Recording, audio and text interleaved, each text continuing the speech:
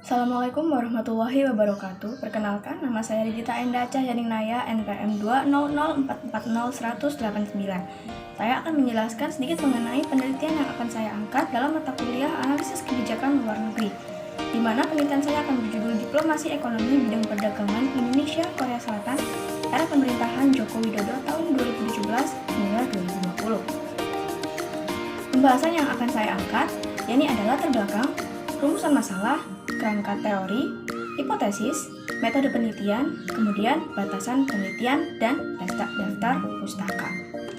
Selanjutnya, latar belakang. Diplomasi merupakan salah satu kajian dalam ilmu hubungan internasional yang mana terdapat aktivitas yang mengatur hubungan antar negara dengan tujuan mencapai kepentingan nasional masing-masing negara.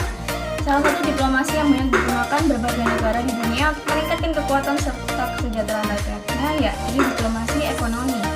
Diplomasi ekonomi merupakan bentuk diplomasi yang digunakan oleh pemerintah untuk mendorong peningkatan perekonomian suatu negara dengan perdagangan, kolaborasi dalam perjanjian bilateral maupun multilateral, serta sebagai ajang promosi dari tiap negara. Melalui perdagangan yang saat ini semakin intensif, membuat Kementerian Luar Negeri berfokus pada bidang perdagangan sebagai diplomasi ekonomi. Indonesia dengan Korea Selatan telah menjalin hubungan diplomatiknya sejak tahun 1973. Yang mana hubungan diplomatik antara Indonesia dan Korea Selatan terus mengalami peningkatan di berbagai bidang seiring berjalannya waktu. Pada November 2017, kedua negara ini sepakat untuk meningkatkan hubungannya menjadi Special Strategic Partnership yang mana tertuang dalam dokumen RI Joint Vision Statement for Co-Prosperity and Peace yang menjadi landasan untuk bidang-bidang utama dalam kerjasama kedua negara. Pada tahun 2012, Indonesia dan Korea Selatan sepakat dalam merangkai Indonesia-Korea Comprehensive Economic Partnership atau yang bisa disebut sebagai perjanjian IKCAPA. Selanjutnya, rumusan masalah yang akan saya angkat dari latar belakang yang telah saya uraikan. Saya menemukan pokok permasalahan yang akan saya bahas, yaitu bagaimana bentuk kerjasama serta dampak dari kerjasama dengan antara Indonesia dan Korea. Kerangka konsep atau teori. Kerangka konsep atau teori yang akan saya pakai dalam penelitian ini yakni ada teori neoliberalisme dan juga konsep kepentingan nasional. Yang pertama, saya akan menjelaskan mengenai teori neoliberalisme, di mana teori neoliberalisme lebih berkaitan dengan isu di mana negara-negara memiliki kepentingan bersama. Teori neoliberalisme ini memiliki asumsi dasar, yakni yang pertama, melakukan kerjasama dengan aktor internasional lain demi mencapai kepentingan nasional. Yang kedua, negara-negara selalu berusaha dalam memaksimalkan keuntungan sepenuhnya melalui kerjasama. Yang ketiga, negara akan memaksimalkan sumber daya dan juga loyalitasnya ketika melihat suatu institusi sebagai menaikkan peluang untuk negara dalam kepentingan internasionalnya. Kemudian, konsep kepentingan nasional. Konsep kepentingan nasional merupakan tujuan dasar dari salah satu penentu akhir yang membuat para stakeholder memutuskan kebijakan luar negerinya.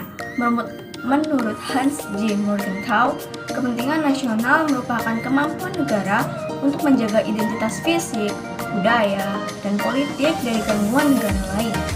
Kepentingan nasional juga merupakan tujuan negara yang ingin dicapai, yakni keamanan rakyat yang mencakup keutuhan wilayah, serta kelangsungan hidup dan kesejahteraan rakyat. Hipotesis.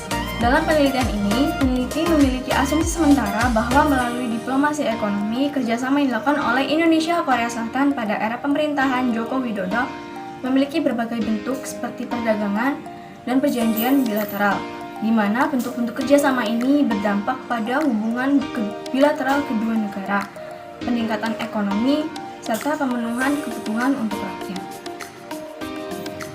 Selanjutnya, metode penelitian. Dalam melakukan analisis, peneliti menggunakan metode penelitian kualitatif, metode pengumpulan data yang diperoleh dari artikel, buku, dan literatur lain yang berhubungan dengan masalah yang akan diteliti sebagai sumber informasi utama. Kemudian akan dilakukan telaah kritis dengan tujuan guna menciptakan.